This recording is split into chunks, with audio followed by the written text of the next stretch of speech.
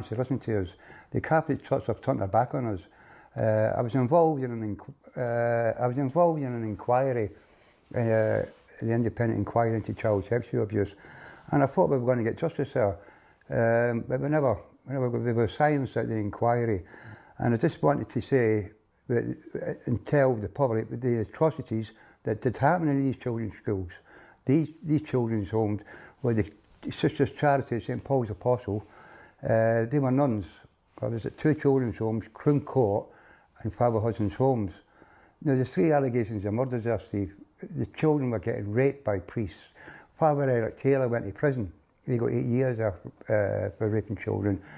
There was another priest at Croom Court who was raping children every week. Everybody knows these people's names. The Catholic Church knows their names, the Vatican knows their names, but they're still covering up. The atrocities that happen at these children's homes, murder, rapes, torture, mental abuse, physical abuse, emotional abuse, spiritual abuse. It is totally like, unspeakable, Steve, what happened to us at these children's homes. You know, of course, there are a lot of instances, proven instances, you know, by the court of law out there, very evidenced, reinforced and all that, of these things that you're talking about actually happening. Yeah. Now, I know we're not saying, you know, anything against like the Catholic Church or all the good priests out there or none, or all the other, but this is a section of people in that institution, of course.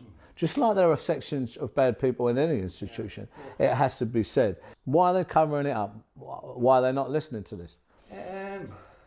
I think why they're covering up, they're still at it, they're still doing it.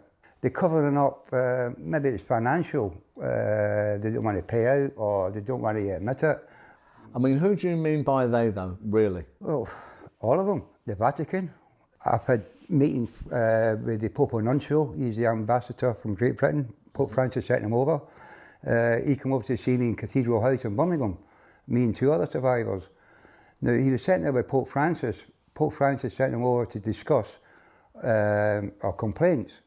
And the Pope Nuncio, he told us that he was going to come back in September. Now, that was 4 years ago. He never come back. He said, when I go back to see Pope Francis, I'll come back, discuss it with Pope Francis, then I'll come back to and have another meeting with you and discuss the meeting with Pope Francis. Now, it was all PR stunt. Like, you know, it was in a tablet magazine, major breakthrough for the Pope Nuncio meeting survivors of Great Britain. But it wasn't a major breakthrough. It was a major disaster because he never got back to us. He promised us to get back to us. The Catholic Church, this just got silenced. When it's on about covering up, they still won't admit it.